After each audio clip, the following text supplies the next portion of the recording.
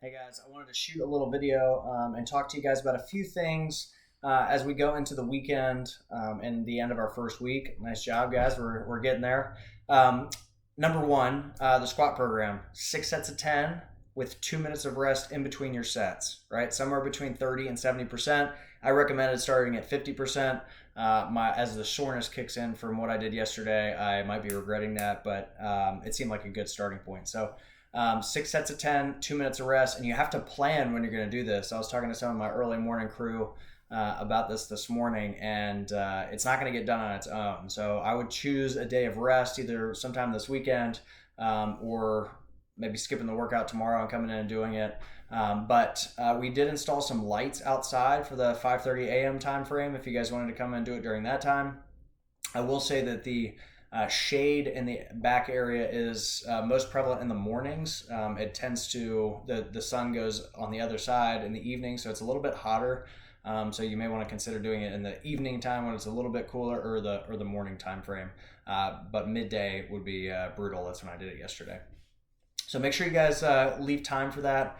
The second thing, I was having a conversation with someone who's done a previous life challenge and just talking about goals and things that they wanted to work on a little bit better. And one of the things that they mentioned, which I thought was probably pretty common, which was when they would have like a cheat meal, right? Or they couldn't count their day of flawless clean eating, that they would blow it all out of the water, right? So they might have like a cheat meal at breakfast, and then they're gonna like have pizza for lunch, and then they're gonna have like an ice cream sandwich for dinner. And what I would suggest is that to start thinking about like how you would incorporate it into your lifestyle, right? Just because you have like a cheat meal or you have like a glass of wine with dinner doesn't mean you need to add like go get a, I've joked about ice cream sandwiches, doesn't mean you have to go get a whole box of ice cream sandwiches and eat all those ice cream sandwiches that day. And I wanted to tell you guys also that something that might make you feel a little bit better. So I would think about how your brain interacts while you guys are eating as well, right? So if you eat something that's really bad for you and then you feel a ton of shame afterwards, you are just sending like a cascade of negative and stressful cortisol signals to your body, which is also not good. So now you've combined it with like eating poorly, and now you feel shame about it. And there's no need for that, right? Once you've done something, own it, right, and kind of move forward with it. Maybe reflect on how good it was rather than feeling shame about it. But I wanted to arm you guys with some information as well, because I don't know how well this is known. I've been in the health industry for a long time, but as you eat foods that are highly palatable and highly sugary or like super salty, right? Your microbiome and your gut, excuse me, will actually signal to your brain to eat more of that food. So there's no point in feeling shame about it or acting surprised that once you've had, I think a great example is like having a glazed donut. It's really hard to have one glazed donut and not want a bunch more of glazed donuts. Or to have like pizza for lunch and then really desire something like sugary for dinner. You are actually manipulating your gut, and your gut is now sending signals to your brain. So don't feel bad about it. Just be aware of it, right? The more aware of it you are, the quicker you can get back on track.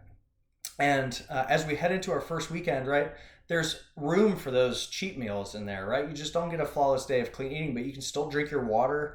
The concentration of bad foods in your stomach can be mitigated by drinking water. I think I talked a lot about that in the life challenge, but having a full Coke all at once versus having sips of Coke with sips of water it's way better for you to do the second one, right? You don't overload your system with that, whatever you want to call it. I don't know if you call it Coke food.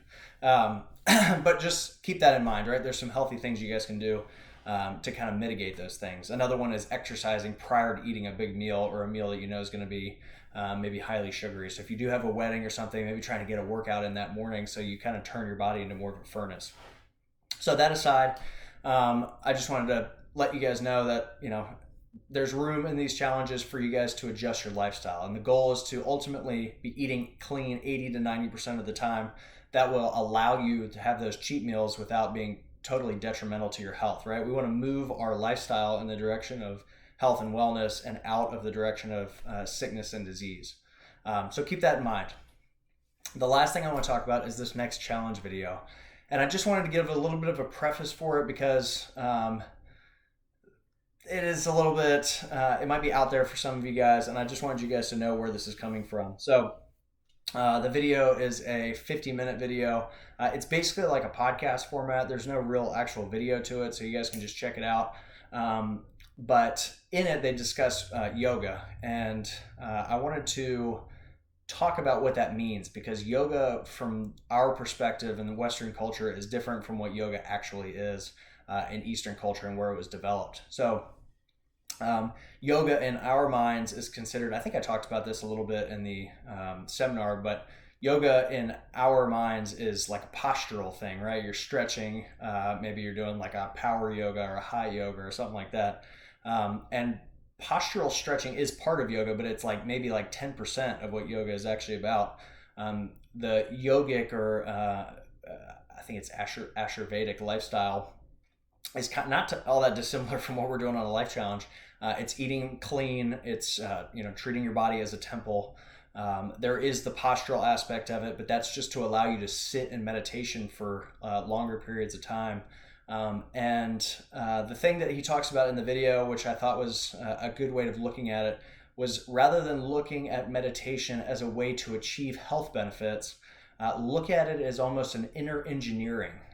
You are spending time sitting within yourself with your eyes closed, your senses deprived, and you're allowing yourself to look inward at what the human body is and the human soul is, essentially.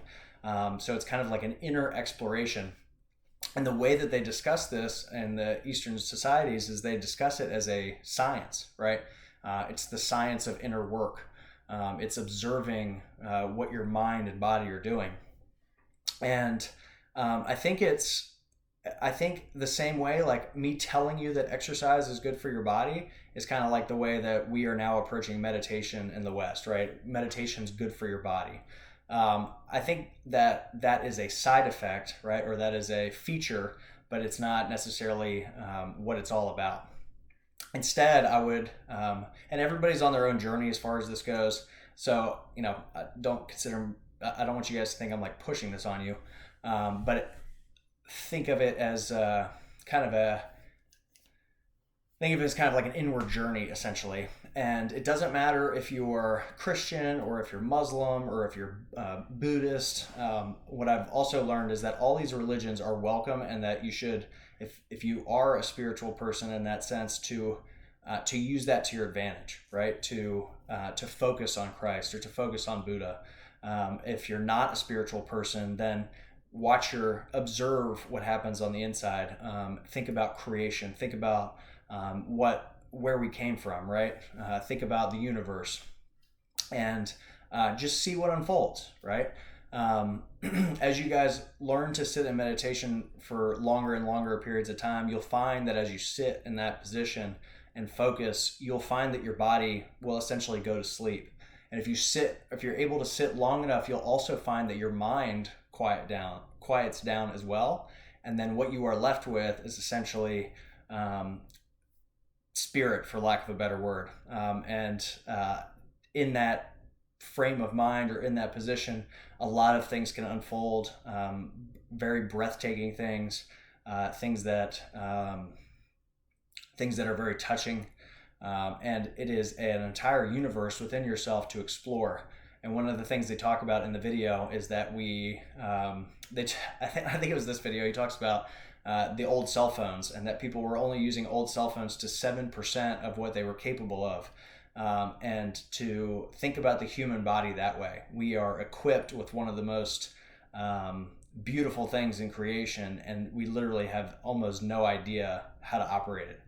So you can consider this time a chance to explore one of the most sophisticated machines in the universe. And I would have you guys kind of take that and apply that framework to the video as you guys start to listen to it. And like I said, if this doesn't resonate with you, give it a shot. If it doesn't resonate with you, that's okay. We're all on our own path here. I just thought that I would take this time to kind of expose you guys to some things that maybe you're not normally exposed to. And I'd love to hear your feedback on it. If you guys want to shoot me an email, or if you want to post in the group chat, Hopefully it's helpful. And the last thing I'll mention is that we are going to do a meditation on Sunday morning at 8 a.m. If you guys are interested, we'll go through some breathing exercises and see what we can do. So anyway, thank you guys for watching this video on top of the other video that's for the challenge. So hopefully you guys stay strong during the weekend. If you have any questions about anything, I know I've been talking to people about their macros, but if you guys have any questions about anything, feel free to hit me back up. Make sure you're drinking your water, make sure you're sleeping, and I'll see you soon.